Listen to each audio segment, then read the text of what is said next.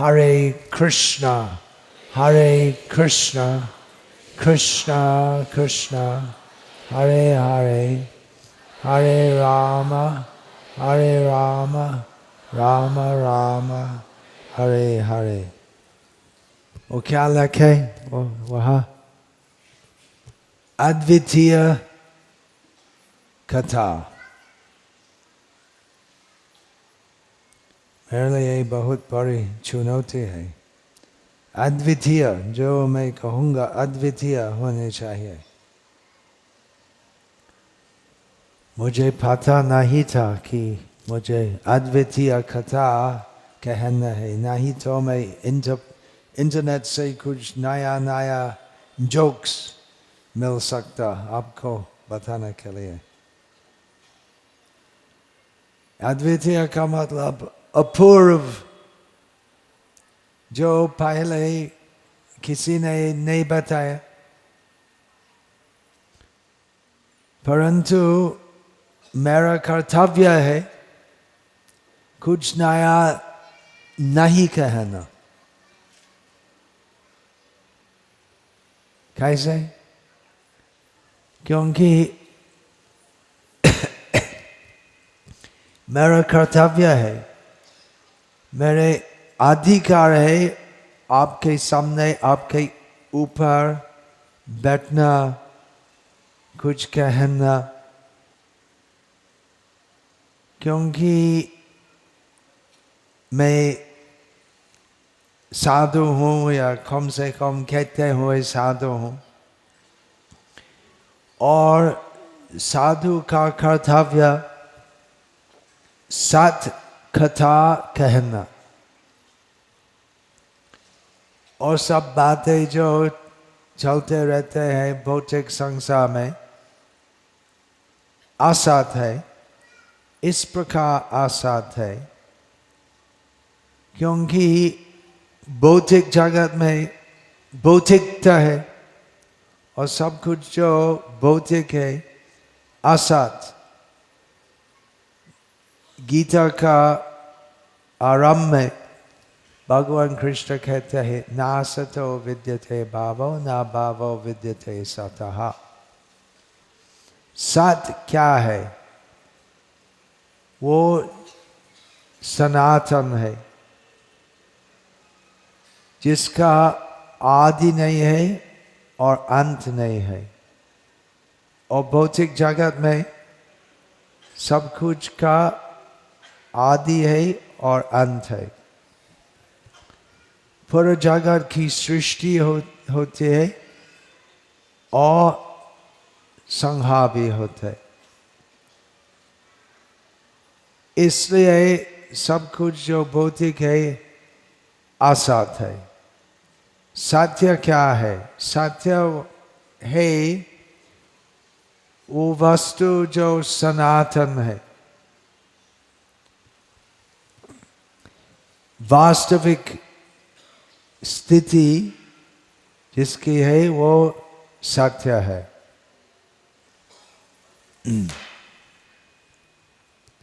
सत्य क्या है? कौन है? सत्य है आत्मा और परमात्मा। और सत्य कथा वो कथा है जिसमें परमात्मा और जीवात्मा में क्या संबंध है, क्या अंतर है, और कैसे वो संबंध स्थापित होते हैं, यही सभी विषय स्थापित होते हैं, निरूपित होते हैं। भगवद गीता का ज्ञान जो भगवान कृष्ण 5000 वर्षों के पहले अर्जुन को प्रदान किया, वो सत्य कथा है। क्योंकि बहुत पहले भी भगवान कृष्ण एक ही सत्य कथा विवस्वान को बताया। इमं विवस्वते योगं प्रोक्तवान अहम अव्ययम विवस्वान मनवे प्राह मनुर इक्ष्वाकवे ब्रवीत। भगवान कृष्ण गीता में कहते हैं कि वो ज्ञान जो मैं कहते हूँ वो अव्यय है। अव्यय शब्द का अर्थ है कि भगवान कृष्ण बहुत पहले वो ज्ञान जो बताए तो उसी समय जब कृष्ण और अर्जुन स्वयं उपस्थित थे कुरुक्षेत्र में, उसी समय एक ही ज्ञान प्रासंगिक था, सत्य था, और पूरा भविष्य में वो ज्ञान सत्य सही रहेगा। भगवद गीता का ज्ञान जो भगवान कृष्ण बहुत पहले बताए वो आज तक सबके लिए प्रासंगिक है। वो ज्ञान क्या है कि सब कुछ जो है भौतिक संसार में अनित्य है, परंतु हम जो आत्मा है हम सनातन है। तो मेरा कर्तव्य है वो ही ज्ञान कहना। यदि मैं कुछ नया कहूँगा वो सत्य नहीं होगा। वो सत्य ज्ञान है जो त्रिकाल में सत्य होता है, भूतकाल, वर्तमान काल, भविष्य काल में। इसलिए मुझे कुछ नया कहना नहीं। मैं आज जो आपको कहता हूँ वो भगवान कृष्ण जैसे अर्जुन को बताया वैसे बिना कुछ भी पार्थक्य होने चाहिए। और यदि मैं कुछ नया कहूँगा कि भगवान कृष्ण ऐसे बोले लेकिन वो बहुत पहले था, और आजकल आधुनिक विज्ञान से हम और बहुत कुछ जानते हैं, और कृष्ण भगवान जो कहते थे वो उस समय के लिए योग्य था लेकिन आधुनिक युग के लिए योग्य नहीं है। यदि मैं ऐसा कहूँगा तो वो असत होगा। जैसे भगवान कृष्ण भगवद गीता में कहते हैं नक्षत्राणम अहम शशि। नक्षत्रों में चंद्रमा कृष्ण की एक विभूति है, परंतु आधुनिक साइंस कहते हैं कि चंद्रमा एक नक्षत्र नहीं है, एक तारा नहीं है। चंद्रमा एक अंग्रेजी में कहते हैं एक्सो प्लैनेट। तारा और मून जैसे छोटा ग्रह, छोटा प्लैनेट अंतर है। भगवान कृष्ण कहते हैं नक्षत्राणम अहम शशि। इसलिए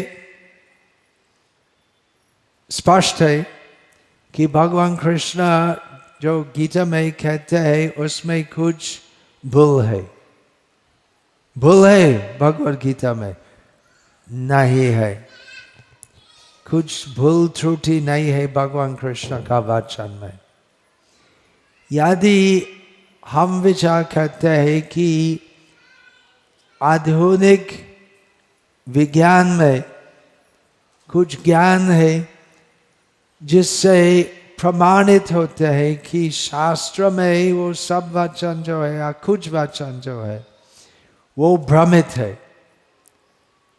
तो हमें निश्चित होना चाहिए कि आधुनिक विज्ञान का भ्रम है। शास्त्र का ज्ञान में कुछ भी भूल त्रुटि नहीं है, क्योंकि आधुनिक विज्ञान का आधार क्या है? प्रत्यक्ष। हम जो देखते हैं, हम स्वीकार करते हैं वो सही है, परंतु बहुत परिस्थिति में हम देखते हैं कि हम जो देखते हैं, जो हम सोचते हैं सही है, वो सही नहीं है। जैसे यहाँ पंजाब में मई जून में, ज्येष्ठ महीना में हाईवे में हम जब ड्राइविंग करते हैं, हम सामने जल देखते हैं, लेकिन जल नहीं है। जल जैसे दिखते हैं, हम और निकट आते हैं और देखते हैं जल नहीं है। तो इस प्रकार प्रत्यक्ष के ऊपर हम पूरा निर्भर नहीं कर सकते, विशेषकर जब हम अध्यात्म के बारे में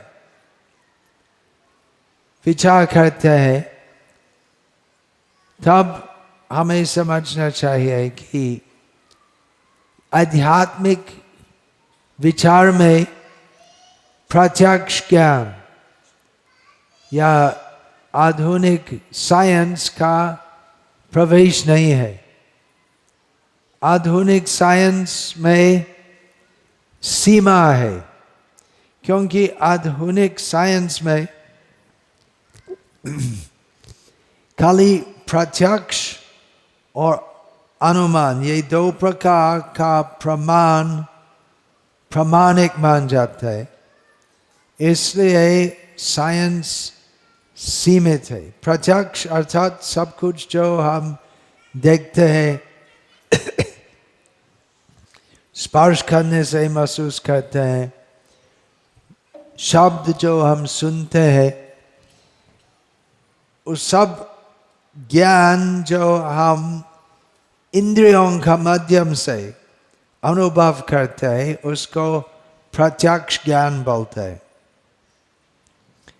अभी मैं देखता हूँ आप सब मेरे सामने हैं, तो वो सही है। वो प्रत्यक्ष ज्ञान हम ग्रहण कर सकते हैं।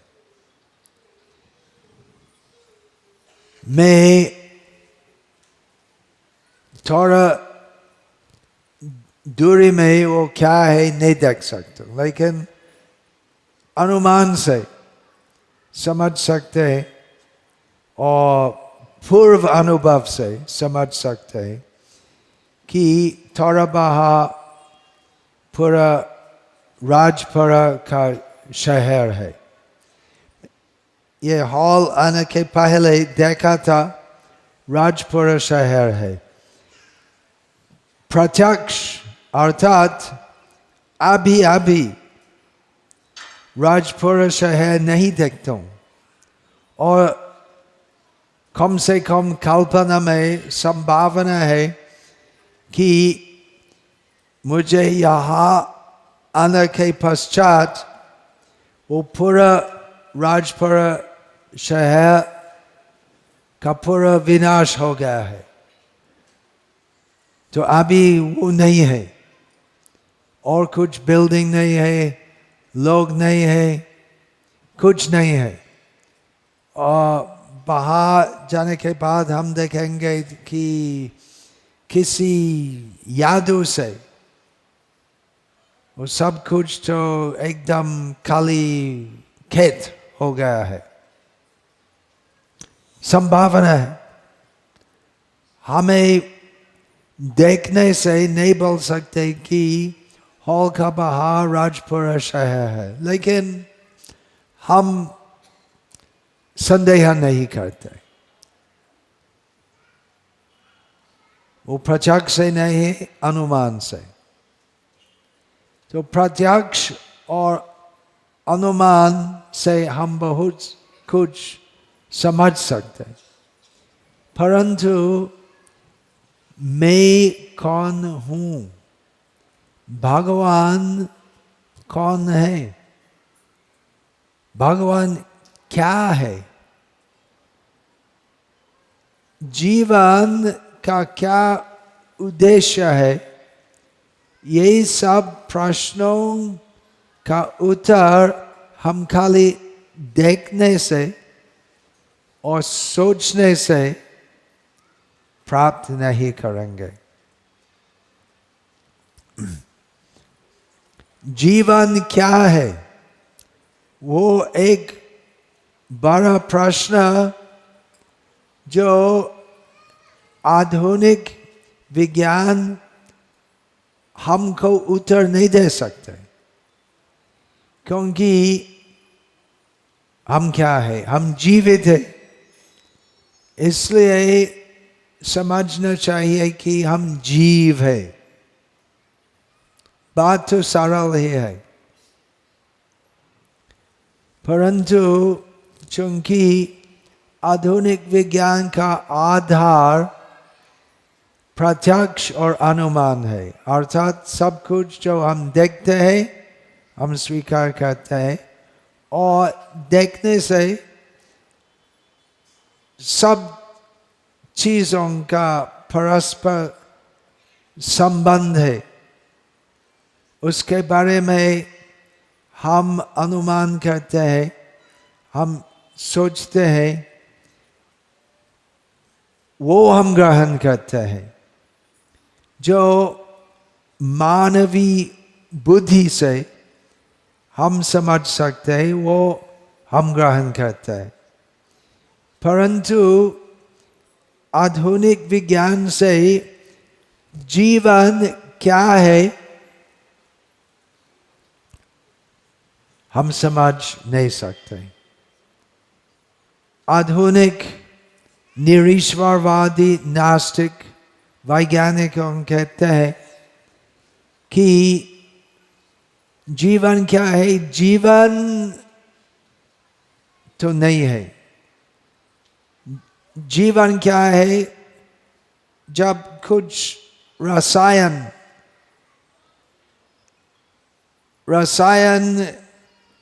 जब मिश्रित होते हैं विशेष ढंग से, तब जीवन होते है।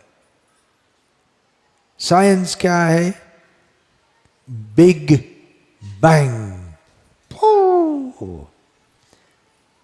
पहले कुछ भी नहीं था, शून्य था। आप सब स्कूल में सीखते बिग बैंग, कुछ नहीं था, और संपूर्ण शून्य से अचानक बिना कारण से एक महान विस्फोट था, जिससे बिना कारण से सब रसायन की सृष्टि हुई। विज्ञान से हमें समझना चाहिए, साइंस से हमें समझना चाहिए, सब वस्तु और सब अभिव्यक्ति का क्या कारण है। ऐसा होता है, अभी मेरी गला थोड़ा बैठ गया है, कारण क्या है,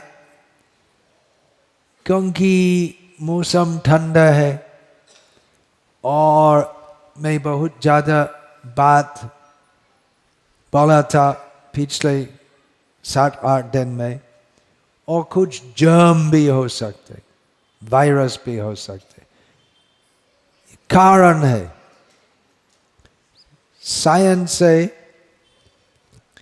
हमें समझना चाहिए सब कुछ जो चलते कैसे चलते। आइजैक न्यूटन एक वृक्ष के नीचे बैठ के सोच रहा था, फिर एक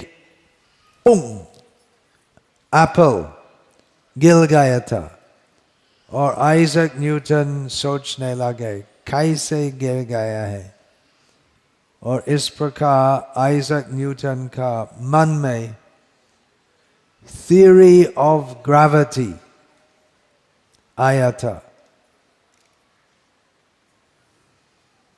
क्या बोलते हैं थियरी ऑफ ग्रेविटी हिंदी में? थियरी ऑफ ग्रेविटी हिंदी में कहते सन्निकर्षण, क्या सब एक साथ कहते हैं? मैं एक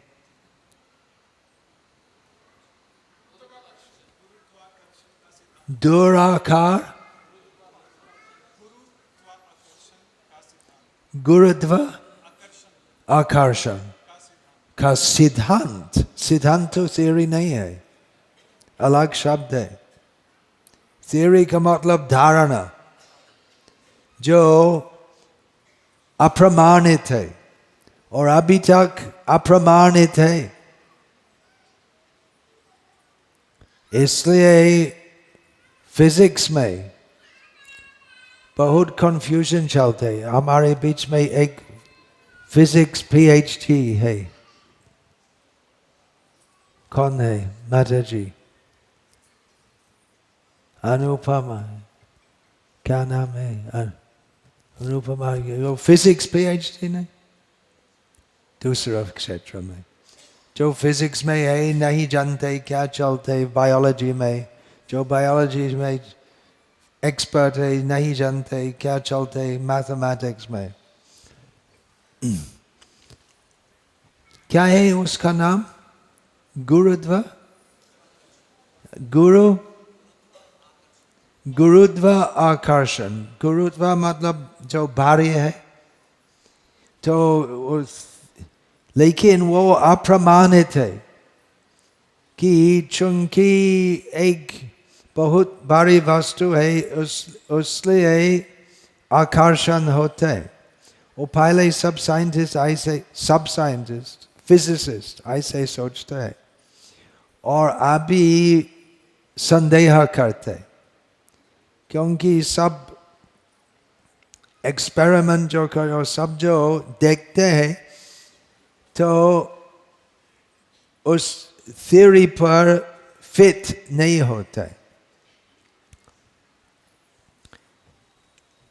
लेकिन वो बात है कि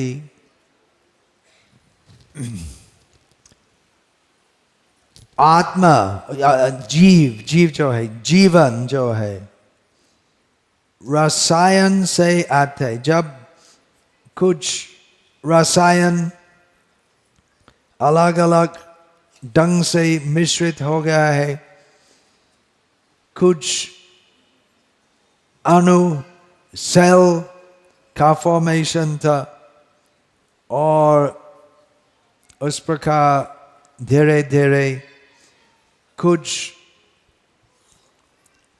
बहुत छोटे जीवित रसायन था, और धीरे धीरे कुछ छोटे छोटे जीवित जीव या प्राणी एवोल्यूशन से उसका उन्नयन हुआ, और अभी हम यहाँ पर उसके बारे में चर्चा करते हैं। परंतु कि जीवन एक विशेष रसायन का कॉम्बिनेशन का फल है, वो अप्रमाणित है। जीवन का अर्थ क्या है? चेतना। तो हाइड्रोजन में चेतना क्या कहाँ है? ऑक्सीजन में चेतना कहाँ है? नाइट्रोजन, हीलियम, आयन इत्यादि, वो सब केमिकल में चेतना कहाँ है? और यदि हम सब बड़े बड़े साइंटिस्ट को सब रसायन जो है, और सब रसायन उनको देंगे और कहेंगे ये सब बड़े बड़े साइंटिस्ट जो है, आप सब एक साथ बैठ के एक्सपेरिमेंट करो और ये सब रसायन से ये सब मिक्स करके कुछ चैतन्यमय प्राणी, एक चैतन्यमय प्राणी सृष्टि करो। वो कर सकते हैं। एक मॉस्किटो सृष्टि कर सकते हैं, एक घास में भी जीवन है। इसलिए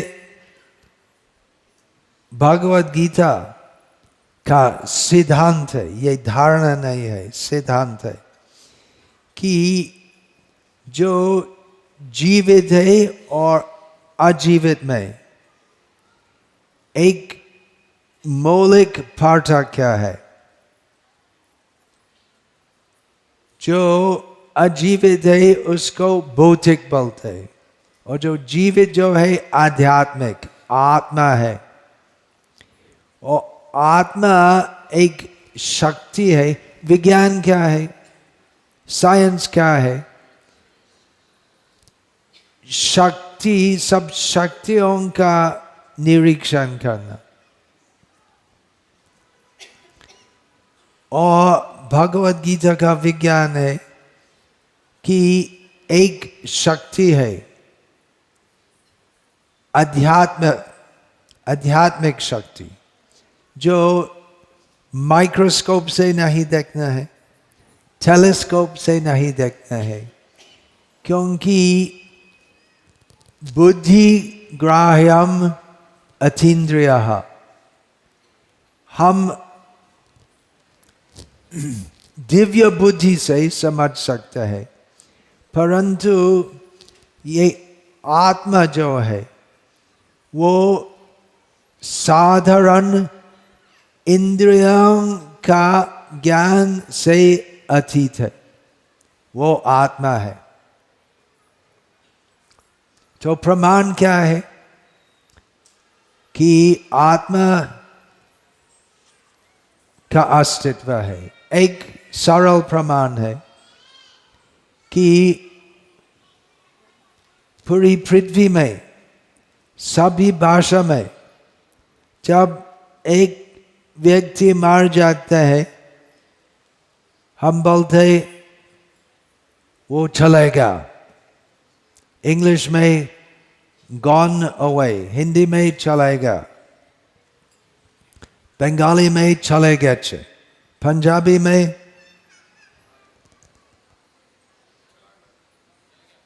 चल गया, हिंदी जैसे।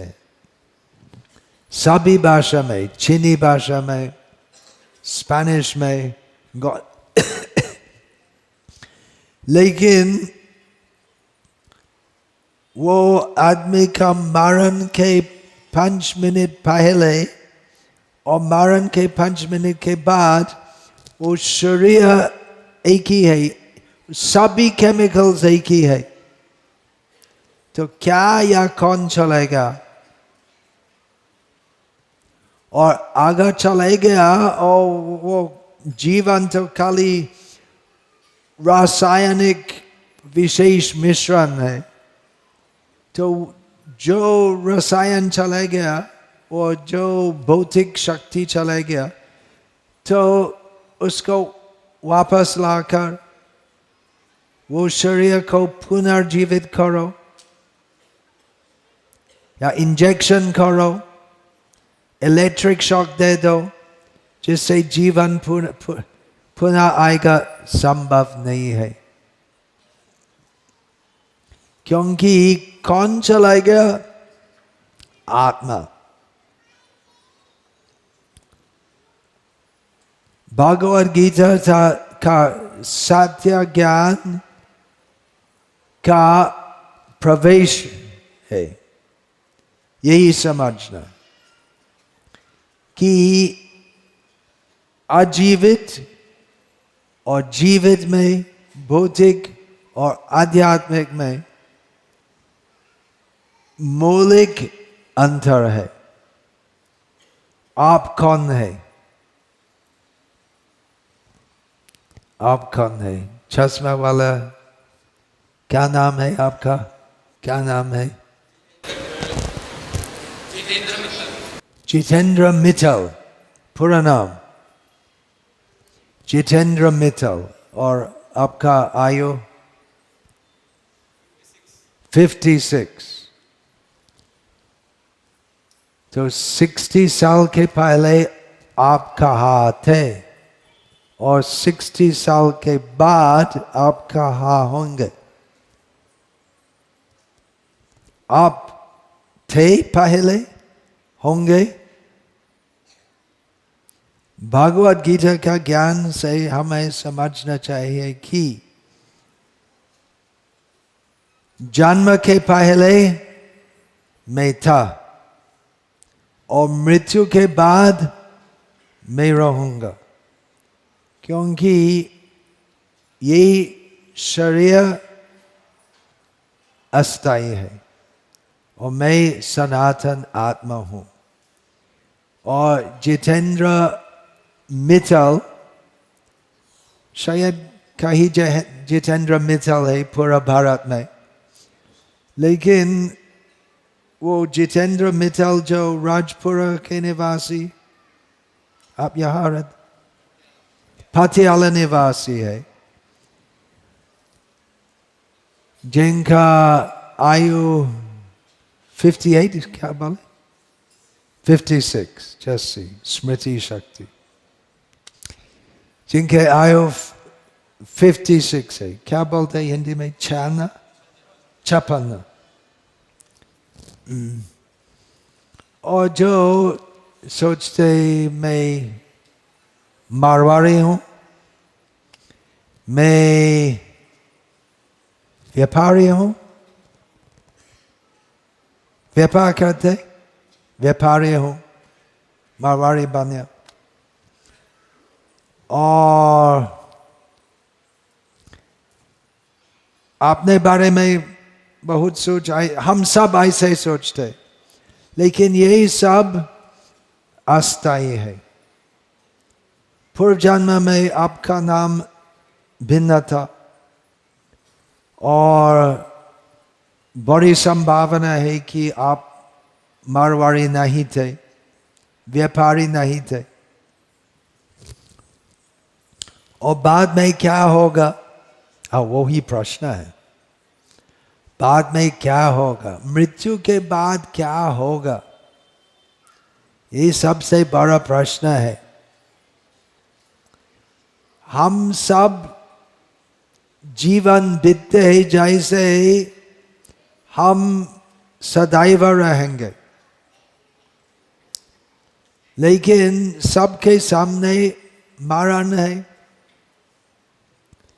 आप सब लोग मर जाएंगे। क्या कहते? सबको श्राप देते हो। वो श्राप श्राप नहीं है, सही है। बहुत लोग साधु, पुण्यशाली लोग साधु के पास आते हैं आशीर्वाद मांगने के लिए, लेकिन कोई है साधु जो आशीर्वाद दे सकते जिससे आपका शरीर का मरण नहीं होगा, सबका मरण होगा। वास्तविक साधु है वो साधु जो आध्यात्मिक ज्ञान प्रदान करते हैं, जिससे हम चिरकाल जीवित रहेंगे। वो संभव नहीं है भौतिक शरीर में, परंतु हम यदि आध्यात्मिक स्तर पर अधिष्ठित है तो मृत्यु के बाद, मृत्यु जो असंभावी है, मृत्यु के बाद हम हमारी आध्यात्मिक परिस्थिति में रहेंगे। शायद ये सब बात आप सबके लिए नहीं है, आशा है नहीं। पाश्चात्य देश में ये सब बात सबके लिए नहीं है, इस प्रकार अद्वितीय है। क्योंकि पाश्चात्य देश में साइंस में इतना प्रगत होते हुए भी आम लोग का कुछ भी ज्ञान नहीं है, नहीं जानते हैं आध्यात्मिक ज्ञान का ख ख ग घ ज्ञान कि हम सनातन आत्मा है और पुनरपि जननम पुनरपि मरणम पुनरपि जननी जठरे शयनम नहीं जानते। आजकल चूंकि कुछ भारतीय आध्यात्मिक विज्ञानी पाश्चात्य देश में भगवद गीता का विज्ञान प्रचार किए, विशेषकर हमारे परमाराध्य श्री गुरुदेव श्रील A.C. भक्तिवेदांत स्वामी प्रभुपाद, जिन्होंने भगवद गीता यथारूप परम भेंट पाश्चात्य लोग को प्रदान किए। अभी पाश्चात्य देश में कुछ धारणा है पुनर्जन्म के बारे में। पुनर्जन्म होते हैं। यदि आप कहते हैं कि मैं विश्वास नहीं करता, हम मुसलमान हैं, हम क्रिश्चियन हैं, हम विश्वास नहीं करते, परंतु आधुनिक वैज्ञानिक पद्धति से भी हम पर्याप्त प्रमाण निकाल सकते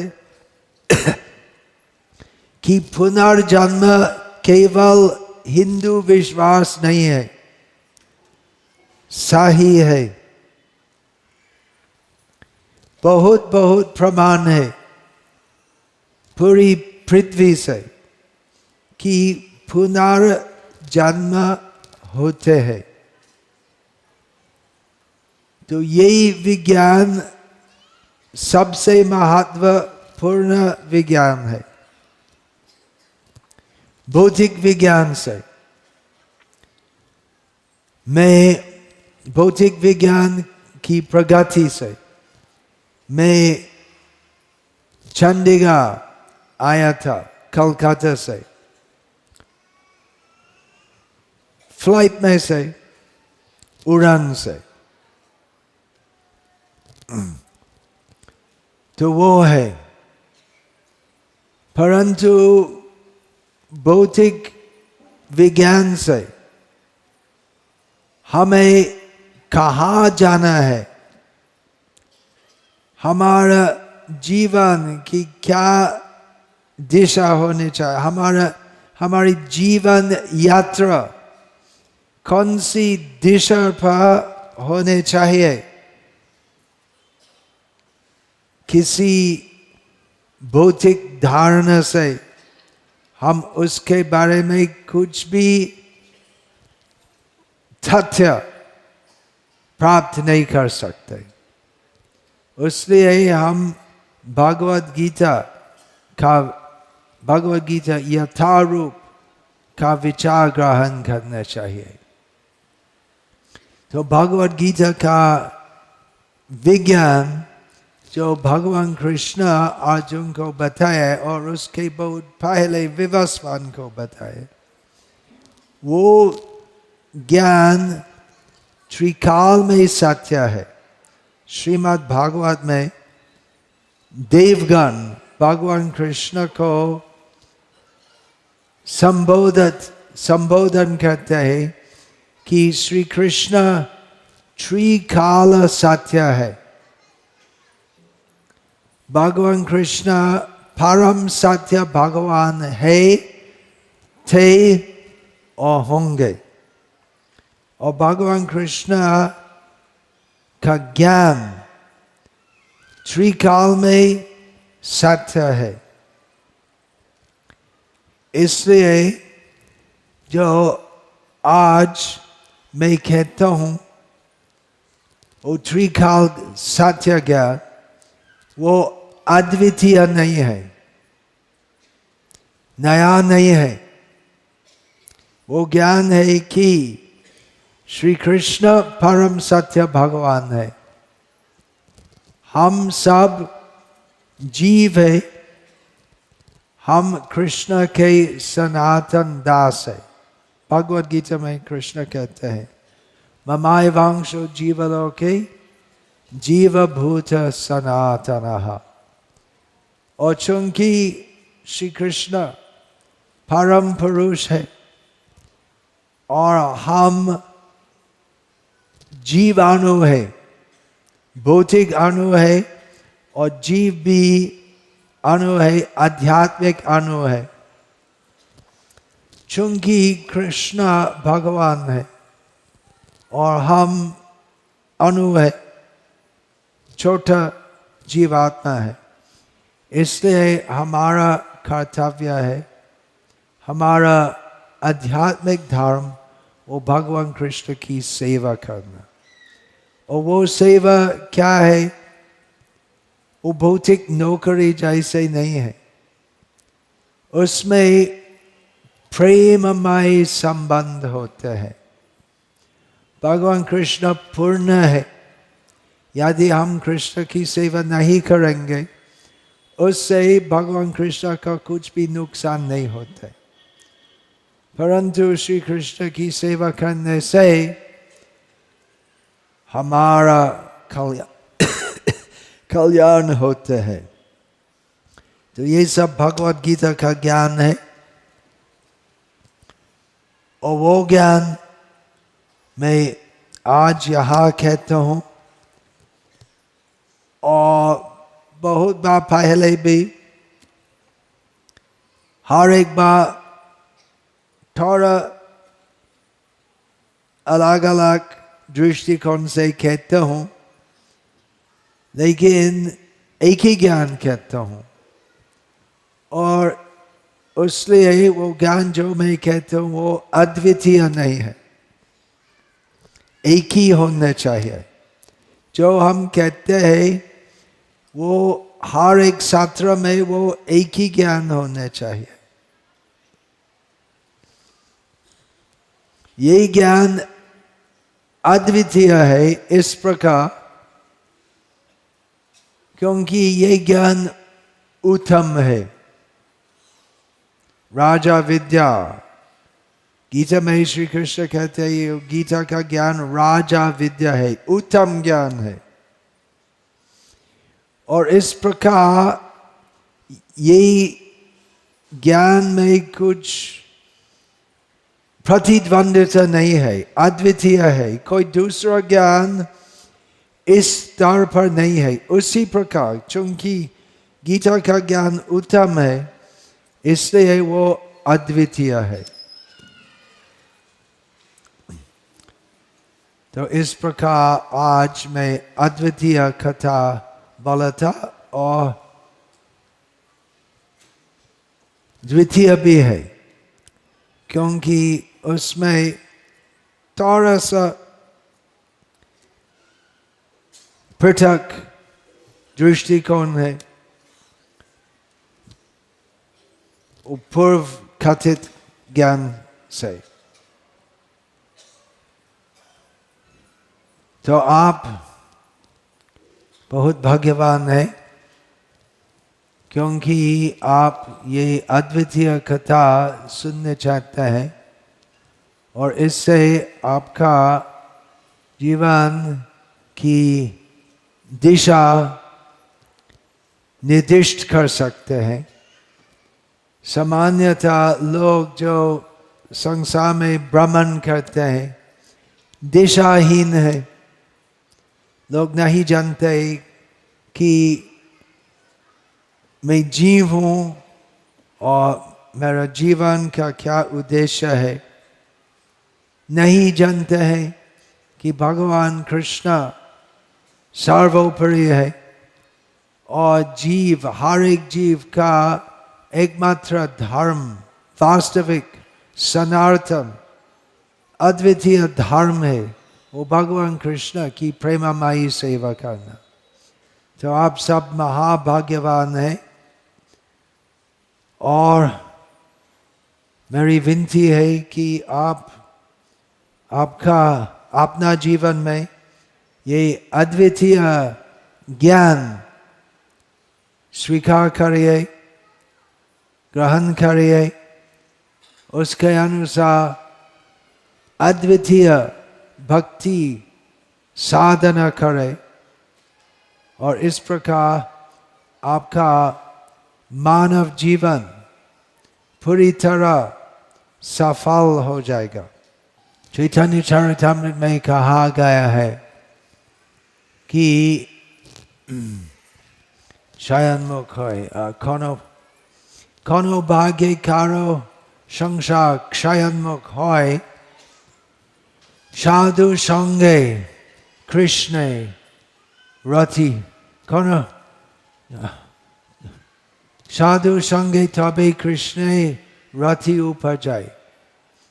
कि भाग्य से एक जीव जो संसार में भ्रमण करते हैं 84 लाख की जीव जाति में, तो किसी भाग्य से यदि एक जीव जो संसार में है इस प्रकार सोचने लगते हैं कि मैं कौन हूँ, जीवन का क्या उद्देश्य है, संसार में हम सुख चाहते हैं परंतु दुख प्राप्ति होती है सदैव। तो इस प्रकार यदि एक जीव संसार में इस प्रकार पूछना करते हैं तो वो जीव का संसार शयनमुख होता है, वो तैयार है साधु संग से लाभ उठाने के लिए। तो उसी समय यदि भाग्यवान हो जो भगवान कृष्ण जो सब के हृदय में अंतर्यामी है, वो भगवान कृष्ण व्यवस्था करते हैं जिससे वो भाग्यवान जीव साधु संग प्राप्त करते हैं, साधु के श्रीमुख से अद्वितीय कृष्ण कथा आध्यात्मिक ज्ञान प्राप्त होता है और वो आध्यात्मिक ज्ञान के अनुसार कृष्ण भक्ति करते हैं और इस प्रकार कृष्ण के ऊपर रति उपजित होते अर्थात उदित होते। हरे कृष्ण।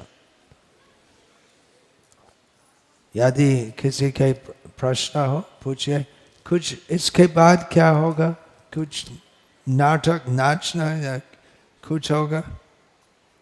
तो कुछ बच्चे ऐसे कॉस्ट्यूम पहनते, क्या होगा इसके बाद? हो चुकी है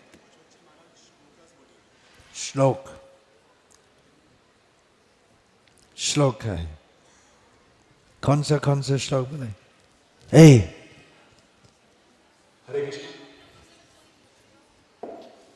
ये बच्चे आ जाओ, मेरे लिए भी कुछ श्लोक कहो, मुझे भी सुनना चाहता हूँ। तो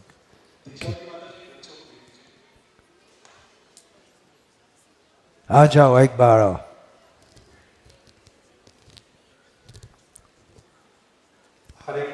एक आ सकते है, वो उसको उठ, उसको हाँ तो उसको उठाए तो ऐसे माइक दे दो और एक श्लोक कहो, एक श्लोक कहो।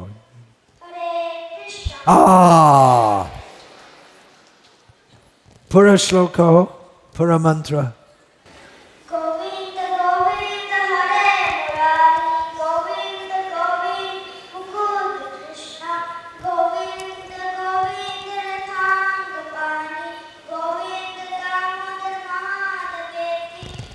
ठीक है, हरे कृष्ण, जय हरे कृष्ण। डॉक्टर, आप किस प्रकार डॉक्टर है? हरे कृष्ण महाराज जी। हरे कृष्ण। मेरा पहले आपके लिए मेरा प्रश्न है, आप किस प्रकार डॉक्टर है? मैं जनरल फिजिशियन हूँ मेडिसिन में। क्या? General physician. General physician. जी। तो आपका प्रैक्टिस में कितने साल से आप प्रैक्टिस करते हैं? जी मैं 10 साल से। 10 साल। जी। और ट्रेनिंग में, इंटर्नशिप में और प्रैक्टिस में जी। आप अनुमान करिए कितना मरण में आप उपस्थित थे, कितने मृत्यु है? जी। कितने बार आप देखे एक आदमी का मृत्यु में आप कितने बार उपस्थित थे? 2-3 बार। 2-3 बार सिर्फ? मतलब इतने इमरजेंसी केसेस बहुत कम देखे हैं मैंने। सिर्फ 2-3 बार? कोविड और जो में। इमरजेंसी वार्ड में है तो हर एक दिन देखते हैं। कोविड में हर दिन देखते थे। कोविड में ही बहुत है। जी। ओके, मेरा प्रश्न है, आपकी स्वयं अनुभूति है, मरण क्या है? जी। दूसरों का क्या होता है उस समय? सॉरी? क्या होता है? जब कोई मरता है तो मतलब जो शरीर है वो स्थिर हो जाता है, शिथिल हो जाता है और उसमें कोई जान नहीं। हाँ, वो मेडिकल साइंस में मृत्यु का क्या परिभाषा है? Brain wave dead, breathing function stopped. उसमें ब्रीथिंग फंक्शन स्टॉप हो जाते हैं, हार्ट जो बीट है वो स्टॉप हो जाता है। लेकिन ऐसे कुछ केस है जिसमें वो लोग जो पूरा मर गए हैं तो पुनर्जीवित होते हैं। ऐसा है, बहुत है। केशवानंद प्रभु आपका पता है, पूरी दुनिया में ऐसा होता है। लोग तो शमशान में ले जाते हैं और वो पुनर्जीवित होता है, मेडिकली डेड, लेकिन पुनर्जीवित होता है। मेडिकल साइंस इसलिए कुछ एक्सप्लेनेशन नहीं। जी। हाँ, प्रश्न क्या है आपका? महाराज जी, आपके चरणों में धन्यवाद प्रणाम। मेरा क्वेश्चन ये है कि परमात्मा को जानने के लिए खुद की आत्मा को जानना होता है, बट परमात्मा को जानने के लिए खुद की आत्मा को जानना होता है, पर अपने आप को आत्मा के रूप में कैसे जाने? भगवद गीता का ज्ञान से, और वो भगवद गीता का ज्ञान के अनुसार हम देखिए, विज्ञान से समझना संभव है? नहीं।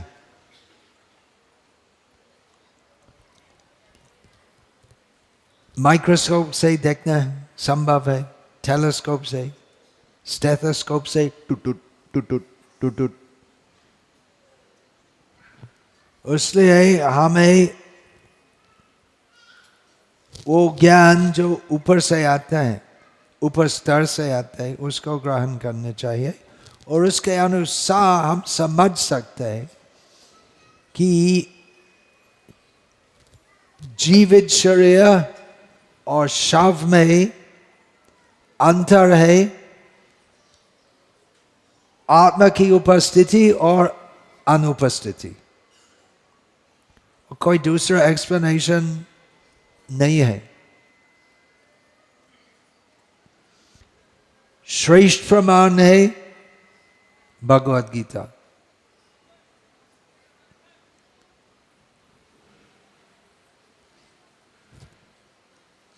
वो ही है, लेकिन मेडिकल स्कूल में उसको सिखाना नहीं होगा,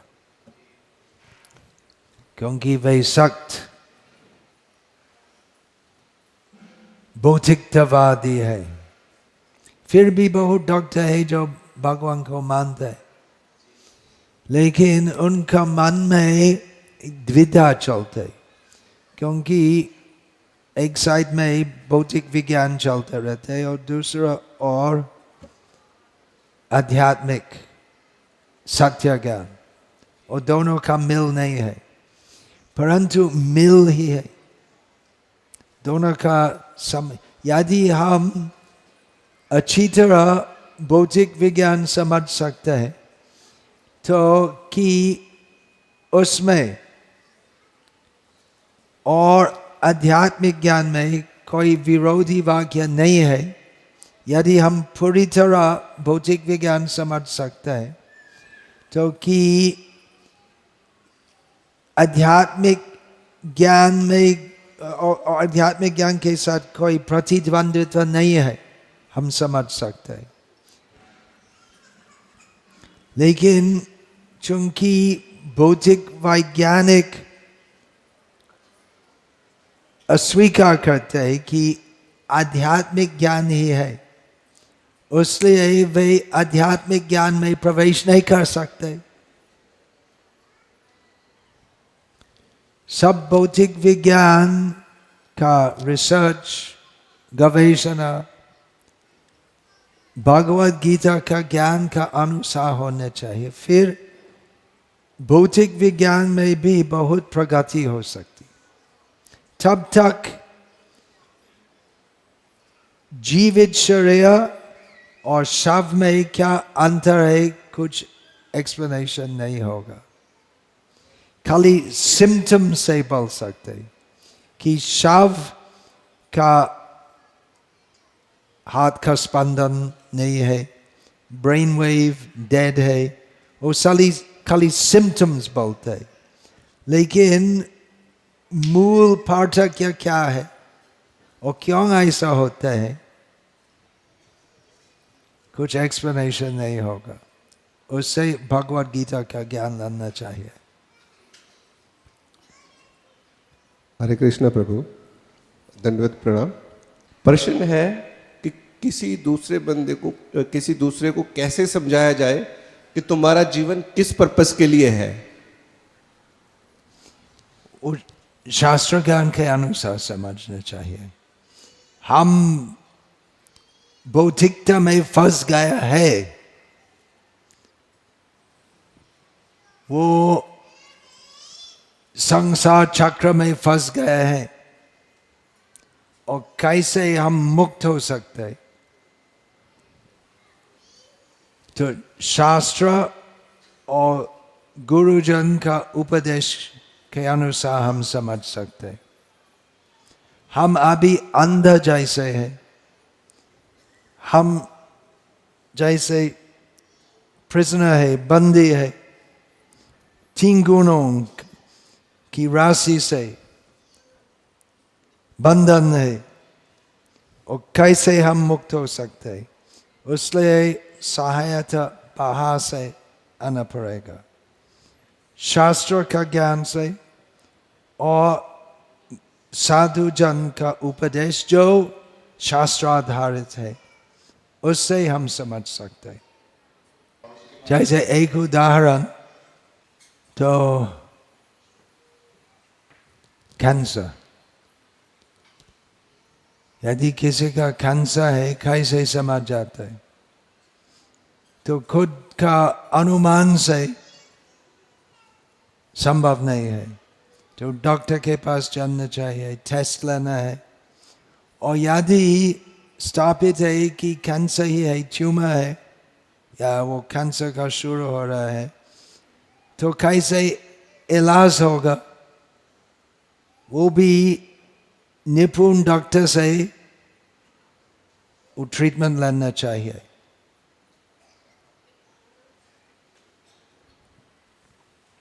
हरे कृष्ण। और भी श्लोक कहना है?